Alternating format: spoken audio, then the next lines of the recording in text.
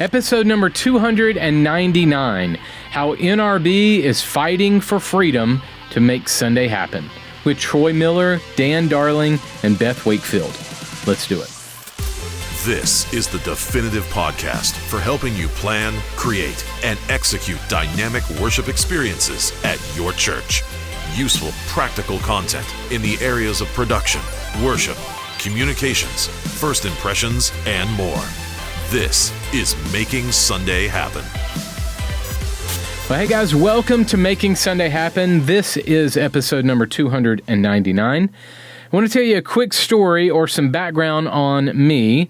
I went to college at North Greenville University. Now, it was a college when I went to it. That's how far back I go, over 15 years ago. The NRB, the National Religious Broadcasters Convention, was looking for student volunteers to help put on the convention, and it was nearby in North Carolina, and I was in South Carolina at the time, and my college media department stepped up, and we took a small group to the convention to serve. Now, that was 2004, and I've been attending the NRB every year since then, serving in some capacity, helping with volunteers or taking speakers where they needed to go, or just kind of filling in the gaps, helping in a variety of areas. It's been a blast, and I have literally met lifelong friends through the NRB. It was through the NRB that I was connected with Precept Ministries International, with Bible teacher Kay Arthur. That was the first job that I had out of college, and I went on to produce Kay's television and radio programs, and those programs were broadcasted to nearly 100 million homes worldwide. And I also served as the media director for the ministry for a number of years. I believe in the power of networking. I believe in the power of believers coming together to meet, to learn from each other, and to fight together. Now, why do I tell you all this? Because in today's episode of the show, you're going to hear from the top 3 leaders of the staff of the NRB: CEO Troy Miller, Communications Director Dan Darling, and Director of Convention and Expo Beth Wakefield.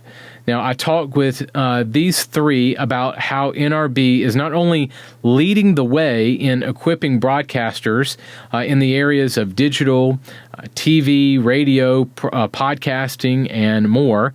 NRB is an incredible advocacy group, and not many people may know about that. They might know that they put on the convention and help with incredible training in all these areas, but they are a big advocacy group in helping protect our freedoms to make Sunday happen every week. They are behind the scenes working with lawmakers and elected officials, making sure that you have the freedom to preach and teach and broadcast the message of the gospel at your church, and they fight for freedom for you to be on the air. If you have a radio program, a TV program, a podcast, NRB is fighting for you to stay on the air.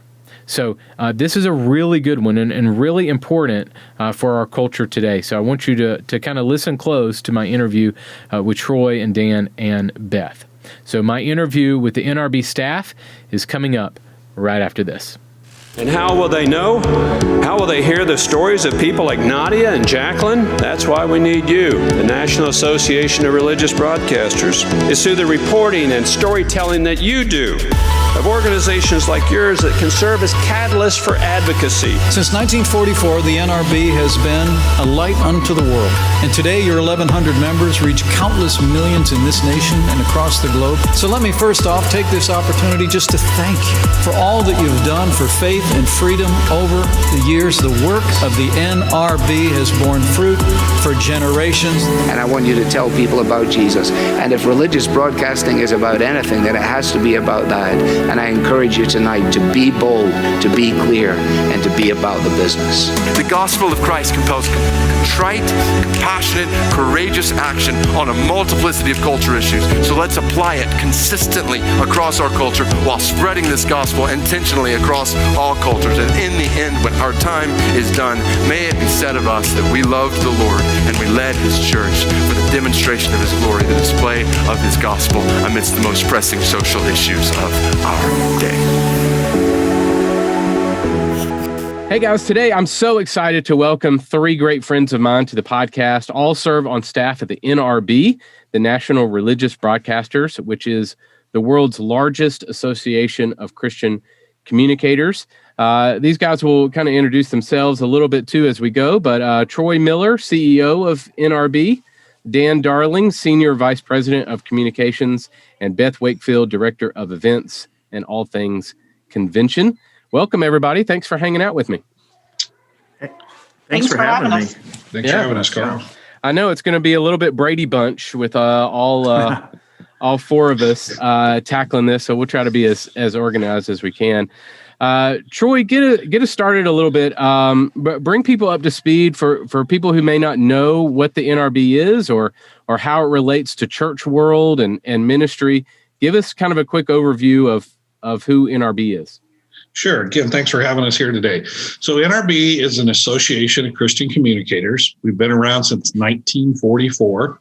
We represent folks that are in radio, television, internet, print, digital. If you're a communicator, if you're writing books, doing programs, distributing Christian content, then NRB is kind of the place for you. So like I said, we've been around over 75 years now. And, we have a couple of chief roles of what we do. And it's just a great place for folks to get together and to network and to, really work together on the issues that face Christian communicators. Yeah.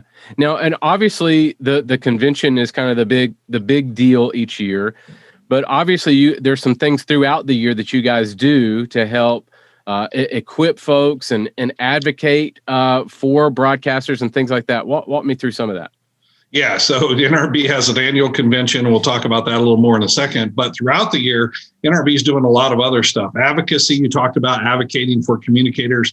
That's a big part of what we do. NRB's headquarters are located right there in Washington, D.C., just a block over from Union Station, about 2.5 blocks down from the new FCC offices, a group that we work with a lot.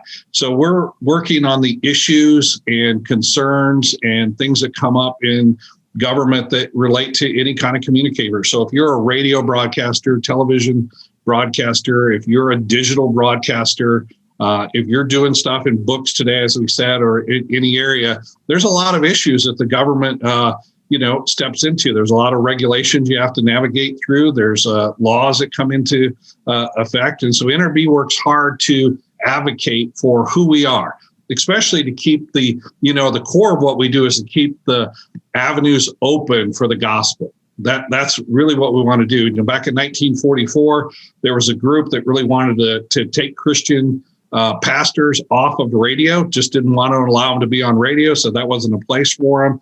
NRB got together, a group formed, started this and said, no, pastors have a right to be on radio, and we do the same today. Pastors have a right, churches have a right, parachurch ministries have a right to be communicators in the public space. So throughout the year, we do that. And then we also help folks throughout the year equipping. So we answer a lot of questions of how do I do this in church media? How do I get started in podcasting? How do I do better fundraising? How do I get started in fundraising? How do I do a 501c3? I want to get into ministry. And another big thing we do throughout the year is bring people together. As Christians, we do better in partnerships than we do all by ourselves. The Bible tells us that a cord of 3 strands is stronger than 2, and no man stands alone. So we bring a lot of folks together in partnerships, different folks that are working in ministry. Some folks are in the distribution side. Some folks are in the content creation side. Some folks are providing services to ministry. So our job is to sort of help all those folks get together. How about the last year? I'm sure you guys have been incredibly relevant in all 3 of those areas. Tell me what the last year, kind of your relevance has been like in the sphere of ministry. Well, a couple of things in the last year. The COVID year, we had a lot of challenges. So the first thing I think we really started off early helping with is all the restrictions went into place. A lot of churches had to sort of up their game. They maybe dabbled in online, but didn't do a whole lot of online. So we helped a lot of churches answer a lot of questions and connect them with a lot of people that could help them get their online programs working when they were not meeting in person. So that really, the first part of the year, we did a lot of that, a lot of advice, a lot of connecting with folks together to say, how do I do this? It's kind of interesting that churches went from, hey, this is sort of a thing that I need to do to a thing I have to do. And not just churches, almost any communicators. We had to go from in-person meetings to all of these kind of Zoom calls and virtual sort of things. So there was a lot of that. And then, of course, as the year progressed and this all sort of worked on, that we had a lot of advocacy issues. We did a lot of work with the Justice Department with states that were overreaching on, putting more restrictions on religious organizations than they were on, other similar organizations in their community. So we advocated a lot for churches to be able to meet, to do it safely, to do it effectively. And so there was a lot of that last year. It was a big year. It was a challenging year. But I think we saw the church thrive, and some folks saw their ministries grow online significantly, right, reaching a number of people for the gospel. Yeah, especially early on, and then everything. Yeah. Beth, let me talk to you a second. When we talk about NRB and who it's made up of, I want especially this audience to know, we deal with a lot of pastors and church tech leaders and communications folks in churches. Tell me who NRB is made up of. Troy mentioned a little bit, but kind of give me the lowdown of all the areas that you guys serve. Yeah, absolutely. The church media is a big part of it, along with pastors, but also includes radio stations, radio programming, the same for TV. We deal with films, people who represent films. We deal with talent, digital media. That's a big component. We also have an international component. We have people that come in who want to be trained, who want to network, who want mentors in the United States, as well as we have an intercollegiate group. Now, these are students in Christian schools who want to be communicators. They want to be in the media. And communicator meaning anybody who's spreading the Christian message. It could be any of these people and more. Troy, did I leave out anybody?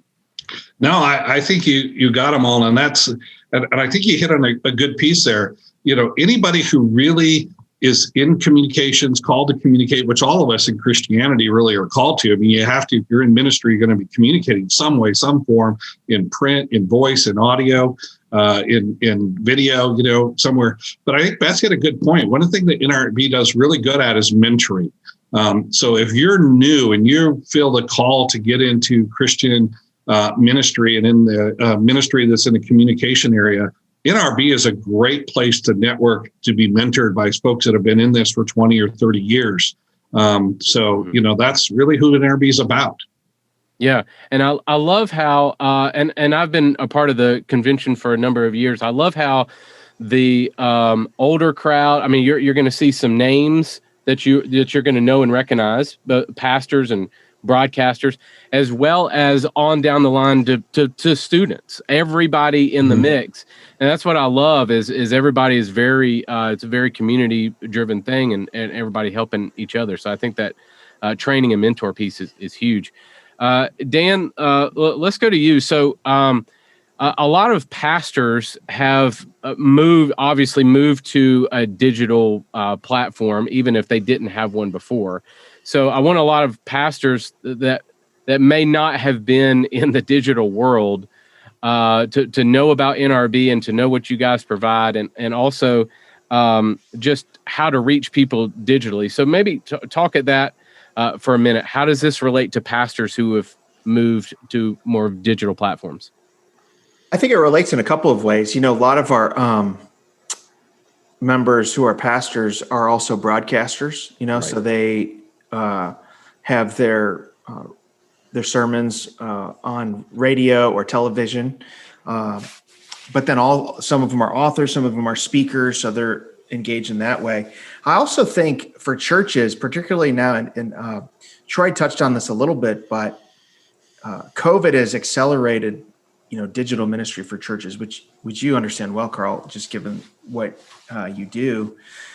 So I think for pastors, there's a twofold thing. I think one, they want to be just aware of kind of what the advocacy issues are in terms of, the platforms and some of these religious liberty issues that we advocate for and free speech, but also they want to equip their church media professionals.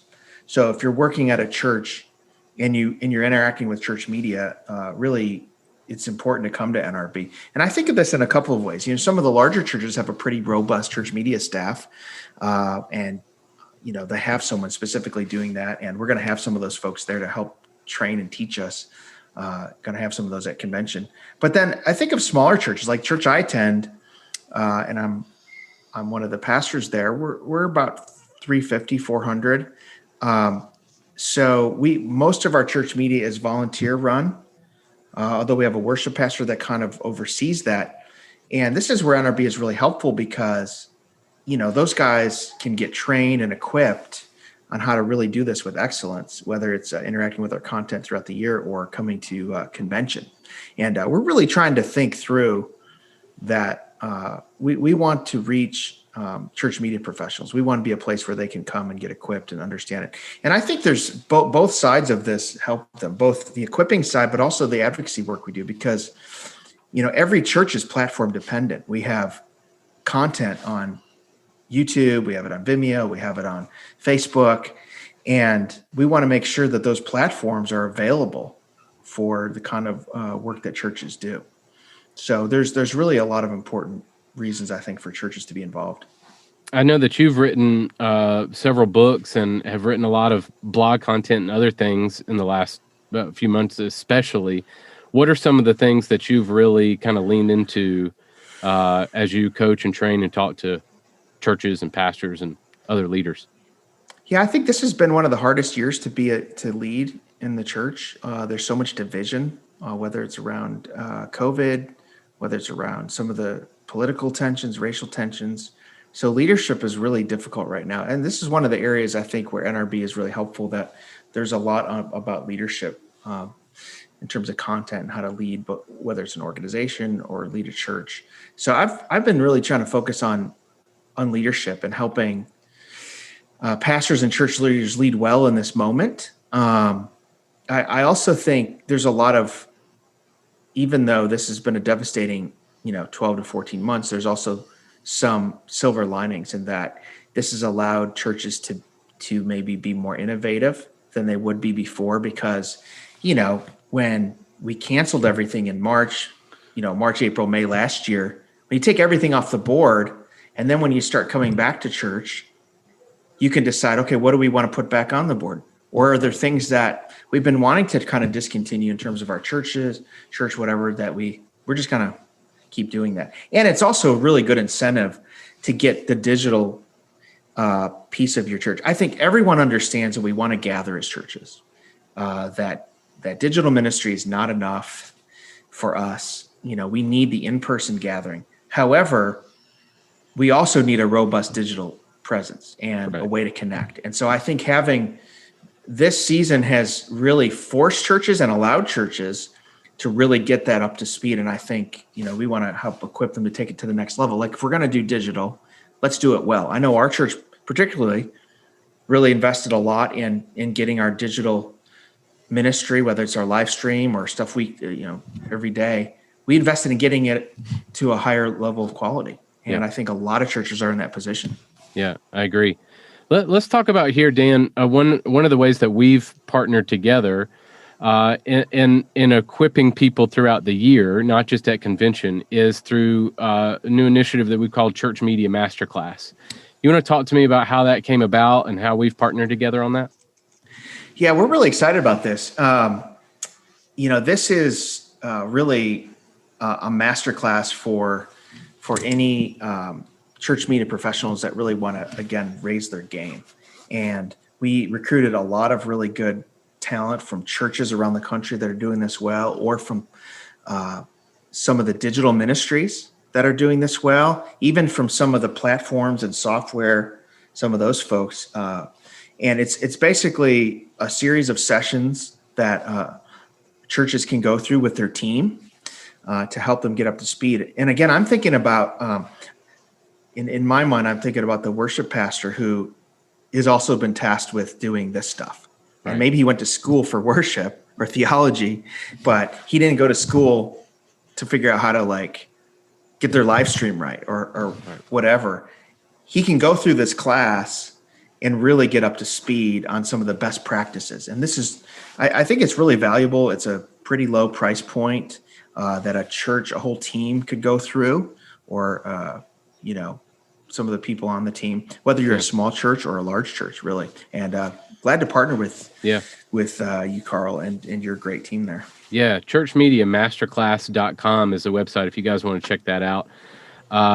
Great instructors, and just I'm really, really excited about it. It's going to be great. And by the way, I just want to throw in there, if you're an NRB member, you get a significant discount. Yeah. So just FYI. Yep. Good point. Yep. Thanks for that. Troy, let's talk about, let's move back to the advocacy piece of NRB. And I really want pastors to understand this, especially church leaders, that the work that you guys do really is important to make Sunday happen. The name of this podcast is Making Sunday Happen. And some of it is, if the government shuts us down, Sunday ain't happening. So you guys do a lot of work in making sure that, our freedoms are protected and things like that. You want to talk about some of the political aspects of what you guys do? Yeah, some of the governmental aspects. NRB is a nonpartisan organization. We like to work with just anybody, anywhere in government, again, to, as we said, advocate on behalf of pastors and Christian communicators. We live in a world, let's be honest, it's a little more hostile today than maybe 20 or 30 years ago, certainly than 50 years ago.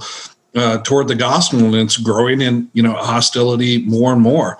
The last year during the pandemic, as we talked about earlier, there were several places around the country, several states that stepped up and really treated churches in a much harsher environment with much harsher regulations with what their restrictions were, compared to other similar kinds of organizations or businesses. And so, that kind of advocacy, stepping in on behalf of religious rights in the First Amendment, it's one of the things our founders put in there, that the right of free speech, the right of assembly. Pastors, I don't know that they realize how hard it is getting. If you remember, about 8 years ago, the city of Houston, the mayor, sent a letter out to all the pastors saying, hey, you need to have your sermons cleared through our, offices before, they go out and you preach on Sunday. They quickly pulled that back, realizing that they, overstepped their bounds. But it was organizations like NRB that came in and, advocated and said, hey, wait, this is way out of bounds, way out of government reach. And I don't think pastors kind of maybe always understand that. Sometimes you're in, just, concentrating on being the best shepherd you could be. And that's what pastors, should do. But I think you look at this last year, I think many pastors have realized that the government is overreaching on a lot of areas. Look what's happening just north of us in Canada, where, a pastor spent, several weeks in jail. And his condition to get out of jail was stop preaching the gospel. And now what they've done to his church is they've, ringed it with a fence. So if we don't think that couldn't happen here, I think we're a little bit lost. But then there's some basic things too, even in the church, just understanding the regulatory landscape. Even when you're dealing with in churches with microphones and frequencies and everything else that goes on, right. You've got some regulatory landscape things that you have to navigate. Understanding how the IRS works and what the questions are on the 990 forms for parachurch ministries. So we help organizations navigate all that. And then we do the other side of it too. What we do is help educate governmental institutes, the FCC. We meet with those guys and talk about the issues that are concerned with, communicators, Christian broadcasters. We meet with the Federal Trade Commission, especially recently, talking more and more about what's going on in social media and social media censorship. I think the number one call Dan and I were just talking about the other day is people call us and say, are we going to be taken off or taken down? What can we say? What can't we say? How do we say it? What do we do if we get a strike on YouTube? What happens if Facebook pulls my content? So, there's just a whole host of areas that we work with. And as you talked about, government is just one area. So there's the legislative side that goes on, all the new laws that are coming in. There's the regulatory side, working with all the laws and regulations that are in place today. Then we have the judiciary, all the different cases that are coming up and being challenged in the court systems there that we kind of keep track of. We work with the executive branch on some things there, but we also have a new player out there that's a big area for advocacy for us, and that's the corporations in America. Mm-hmm. So corporations have stepped in and taken a whole new role that they really didn't have 10, 20, or 30 years ago. And this whole role of kind of being, the thought police, especially in the social media giants. I mean, we've all read today about, Facebook taking down certain political views. We've had several of our members that had their programs removed just for their pro-life stance. And so it's a big area. It's just day in, day out that I think pastors are very quickly realizing that while you might have been in your little area focusing on your church, these things are coming to your doorstep more and more. If I'm a pastor, how much should I be worried about that things happening? And maybe a broader question is, how important is it for me to fight the culture wars? How important is that for me to do? Well, it's as important as wanting to continue to preach the gospel.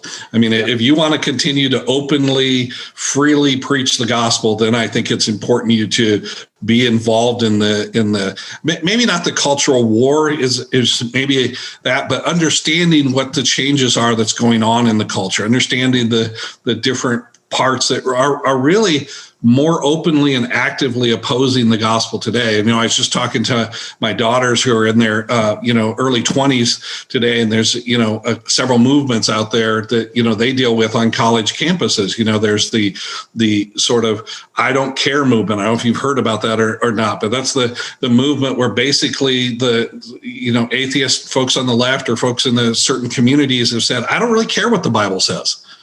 I don't want to hear it. I don't want to hear about the gospel. And if you're going to speak the Bible, that's hate speech, period. You can't talk about it on this campus. You can't talk about it in this avenue. Or there's the, more ecumenical sort of movement, this whole Judas 8-2 kind of thing. The fact that, Jesus loved Judas, so he loved everybody. And, Christians just need to love everybody. Where, pastors, I think for the most part, pastors are out there. They want to preach the gospel. They want to preach the truth of the scriptures. They want to shepherd their people well. They want to protect their people. And to do that, you have to know what some of the cultural challenges are going on that your flock, your congregation is going to deal with when they leave those doors for your, after your Sunday sermon or after the weekly events. I think pastors need to be aware of what's really going on in the culture today. I think it's unfortunate that so many things have moved into the political sphere, that everything's political now. And I think that's probably, and I'd love for you to speak to this, it's probably pushed pastors to be a little bit more political than they've wanted to be. Obviously they're probably not standing in the pulpit telling you who to vote for necessarily.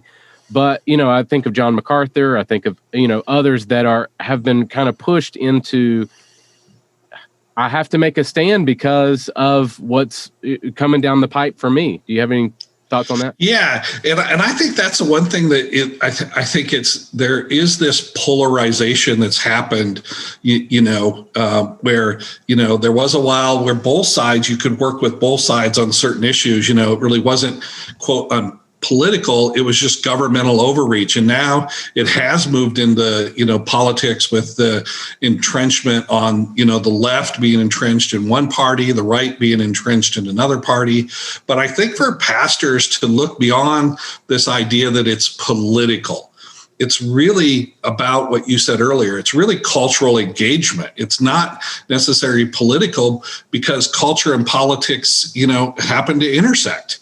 And that's what makes it political. It's either that overreach by the government or that reach by the government into, the areas of influence of religion that have caused this to, these clashes to take place. And so that's, like I said, that's where pastors at NRB have to come in. You have to say, wait, even us working, we've been working recently with the new Facebook Oversight Board and some folks, just educating them on the issues that are involved for pastors and Christian communicators. It's amazing when we talk to them or we talk to some of the social media companies and they said, well, I never really thought of it that way. I never really thought of it like that. I never thought about these folks' issues as well, that, intolerance can go both ways, hate speech can go both ways, that these guys feel. So there's a lot of stereotypes. There's a lot of, walls that we have to bring down and barriers to people understanding that this is not, a hostility out there that Christianity wants to do. This is really at its core. This is the most loving message you could ever hear. Dan, do you have any thoughts on this topic?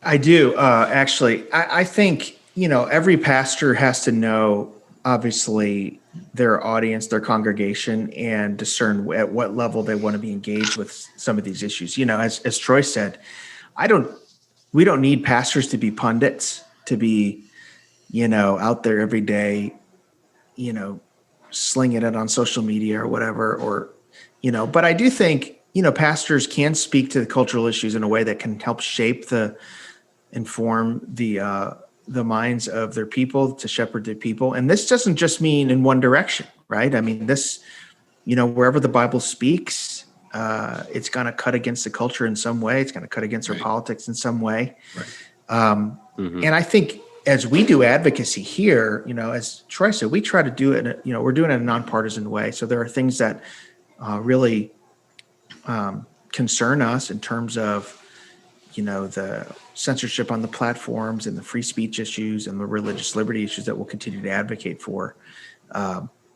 But we also do it with gentleness and grace, and we engage in a way that's Christian. 1 Peter 3:15 says, have an answer for every person for the hope that lies within you, but do it with gentleness and kindness. So we stand firm on these things and we advocate, but we do it with gentleness and kindness. And I do think the Bible does give us a warrant, particularly in a society like ours where we do have a voice and a vote, to help shape that. Now, there's Christians in other parts of the world that don't have that opportunity, right? Christians in North Korea, right. Christians in China, for instance, they can't shape their country. And so, there's no opportunity. But for us, we have that stewardship. And, how do we use that? Do we use that to secure religious liberty for the next generation? Do we use that to try to help spread the gospel? People doing advocacy and people doing mission work, people doing advocacy and preaching the gospel are part of the same thing. We're, in a sense, if you're doing advocacy, you're holding the ropes for people who are doing gospel witness. You're providing space for that. So hopefully that makes sense. You had something, Troy? Yeah, well, and I agree with that. Dan's exactly right on. We want to do it in love, but again, just to give recent examples in the culture today of pushing back, who would have ever thought that we would be in a March Madness college basketball tournament in a college, Oral Roberts University, a Christian college, an NRB member, would be moving on through the ranks here to be the Cinderella upset team, and lo and behold, you'd have a major news organization come out and say, hey, they should be tossed out of this because it's a Christian school. I think we're in a different time today than we've ever been in. Yeah, I agree. And Dan, I would mention, I really enjoyed your Masterclass, and you wrote a book on the social media context.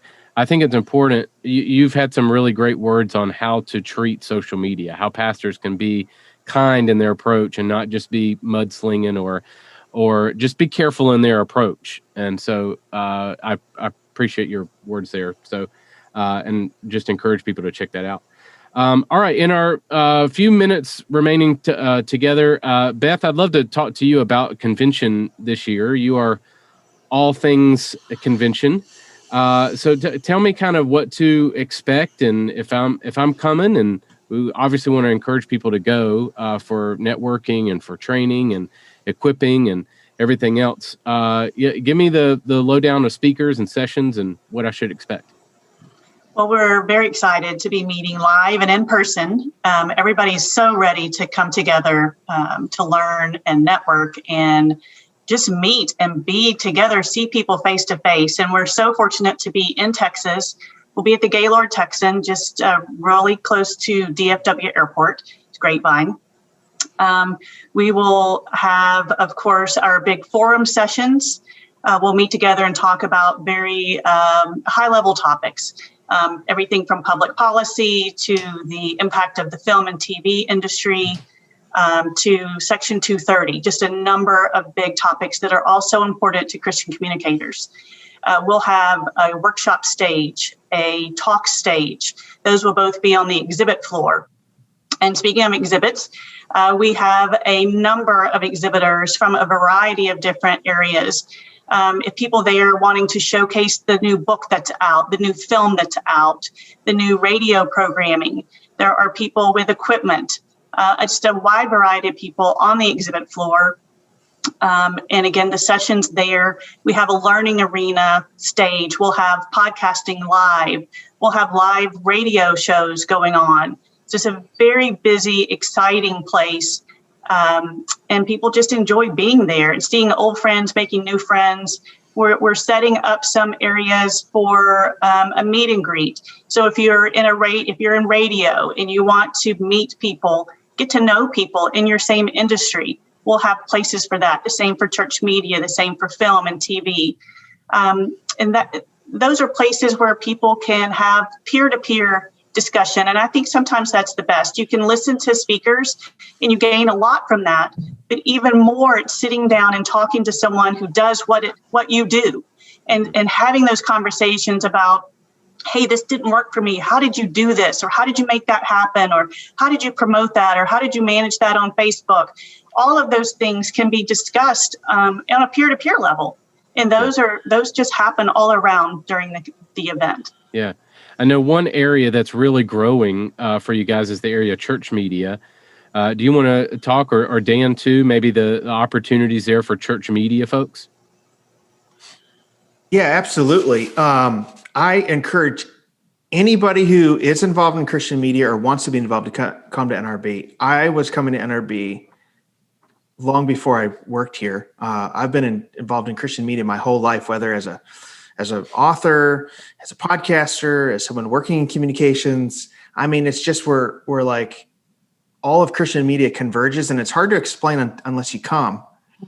Like, for instance, I've got a lot of friends that are my age that have been doing digital media really well, pastor friends, who are starting to ask me, hey, I want to get involved in radio. How do I get on the radio? And I'm saying, man, you got to come to NRB because there's nowhere else you can connect with radio folks like coming there. I've got other people who are really interested in church media or want to grow and get better. And I'm saying, you got to come. So there's a lot of equipping. The sessions this year, particularly, we added a lot more for church media and for digital media, just in a post-COVID era. We just think that's important. So the sessions are great. The guests are great. I mean, Paula Ferris is going to be speaking, and President of Moody, Mark Job's going to be speaking, Tony Evans, Joel Rosenberg's going to interview former Secretary of State Mike Pompeo. That's all incredible, but really the networking, the meetings you can have with people from Moody Bible Institute or CBN or, Bot Radio or all these ministries or agencies that serve these ministries like 5Q and other places. So that's my sales pitch for coming. But I really, I was telling people to come before I worked here. So I feel like I can say this. Yeah. Go ahead. And there's another big aspect. I think there's we talked about, there's the advocacy aspect, there's the equipping aspect. But the other thing I think that really happens is it's so cool to walk around the hall and see a group of people in a circle praying. Mm-hmm. To see them praying for one another, to get that encouragement. And it's been a really tough year. Let's face it. For a lot of people, it's been a lot of challenges. There's been a lot of discouragement, a lot of depression, a lot of things to get through. It is so good to get together with fellow brothers and sisters in Christ and just lift up one another, encourage one another, pray for one another, share the scriptures together. I mean, that is the really neat thing about NRB is we're not just focused on, we don't forget that we're a Christian organization, and that kind of pastoral shepherding amongst communicators is so important. Yeah. Well, and if I could add one thing to that, I'm glad you mentioned that, Troy. The encouragement, we need this after being a year of cooped up and not doing our meetings and our gatherings. So you'll come and be encouraged. The other thing is I come away encouraged every year just to see what God is doing through our media, Christian media around the world. how the gospel is being spread through every single medium, from traditional radio, television, and then into film, but like digital podcasting. Like when I think I know kind of all the organizations and all the things, and you come and you're like, wow, this is happening. And this is happening in this country. And this is happening over here. So you'll come and just be wowed by what the Lord is doing. I know there's a lot of negative headlines about Christians, a lot of negative headlines about evangelicals, all that. Then you come to NRB, you're like, man, God's doing a lot around the world to spread the gospel. So, amen. Yeah. And again, the networking piece is so awesome to see. Not that the sessions are amazing, but I know in years past, I've seen people that have purposely skipped a session to network with somebody, and all of it's great. People take in what they need to, but that networking piece is so important. And I think meeting in person is, and I wrote an ebook on church online. So I'm definitely down with digital platforms, but there's just something about being in person with other believers, especially that do the same thing in the broadcast field. All right, Troy, let's kind of put a bow on our conversation. Give me a kind of a temperature check of where we are and where do you think we're going? What does the next year look like from advocacy, from broadcasting, from what we can do in our churches? Kind of tell us where we're going in the future. Well, let's talk about the good, the bad. The good side, we live in a great time to be Christian communicators. We really do. I mean, we talk a lot about the bad. We talk about censorship. We talk about cancel culture and that. But we also don't realize that the opportunities that we have today to be setting in our small churches, our small communities, or our large communities and communicating globally. We're reaching people, to be communicating with our congregations on a daily basis, to be encouraging them. So there's a lot going on that's really, really good in Christian communications. It's a great time to be a Christian communicator. There's opportunities for podcasting, video podcasting, sending out encouragement, email blast and text blast, and all those things that can really help. At the same time, like you said, on the advocacy side, we live in a pretty challenging time. The more the gospel, I think, goes forward, the more the enemy tries to stop it. And so we do have those real challenges of the cancel culture. We do have Christians who are worried to step up and talk about this truth or that truth because they're going to, be shamed. So we know that this next year, we're going to roll our sleeves up. We're all hoping that we're coming into a post-COVID year, that we're finally seeing this pandemic come to an end. I think we didn't talk about it, but, we're still taking a number of safety steps and precautions. When you come down to Grapevine, we'll be doing everything that the local or state regulatory stuff asked us to do and restrictions. We're working very closely with the hotel. So we expect there will be some things still in place. We're going to meet or exceed all those to make it as safe as possible. But I think we've all seen the COVID trend going in the right direction. I think you said we're ready to get together. And I think it's a time that really the church is going to pull together, that you remember it's the church that moves forward, not the enemy. The Jesus said the gates of hell, won't prevail. Those gates are fixed. They're not moving. The church is always moving in the culture. I had the privilege of working for Dr. G. James Kennedy, and he wrote a book one time called What If the Bible Had Never Been Written? And it was really all about all the times throughout history that whenever the gospel came in, it changed culture. It changed culture for the better. It changed culture for women's rights. It changed culture for children. It changed culture for education. It changed culture for healthcare. It really is the gospel at the core. And so I think on NRB's behalf and on behalf of all of our members, this is just a great time to continue to reach people with the gospel, roll our sleeves up. We got a lot of hard work ahead of us. We do have real enemies, but God is faithful and He's on the move. Yeah, absolutely. Well, thank you guys. I know to get all three of you at the same time and to take time with me was awesome. So thank you for taking the time with me today, and thank you guys for what you do. It's going to be an incredible convention this year, and I love you guys. I love what you do. So thank you so much for the time today. Thank you, brother. Hey, children's pastors and leaders. Get ready to transform your kids' worship experiences with 1230 Kids. We're serving your children's ministry with a massive ready-made media library with done-for-you countdowns. games, mini movies, full kids series kits, lyric videos with hand motion versions for kids worship, and more. Pick up media individually or save with Go Unlimited with plans as low as $33 a month. We also provide custom media for kids ministries and curriculum providers. We've produced custom graphics and videos for Seeds Family Worship, Awana, Children's Ministry Deals, Go Curriculum, Yancey, and others. We also provide free training for your kids leaders. Get help with social media, church online, volunteers, programming, worship, and more. Get started today at 1230kids.com. That's 1230kids.com. The show notes for this episode are available now at makingsundayhappen.com. Hey guys, next week on the show, we will arrive at episode number 300.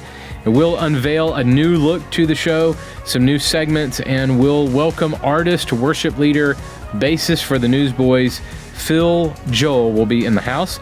You don't want to miss next week. It's going to be so much fun. Phil really has a heart for worship, a heart for churches, and shares some incredible tips, incredible advice for worship leaders and for ministers who have been in ministry for a number of years. So that's going to be a great episode. All right, 1230.media is our website. We would love for you to check us out for ready-made media, custom media, and training for your church. 1230.media is the website. Well, thank you guys so much for hanging out. Go out there and create some incredible worship experiences this weekend. I'll catch you next week. Making Sunday Happen is a production of the ministry of 1230 Media. For show notes, archive episodes, and more free resources for your church, visit makingsundayhappen.com.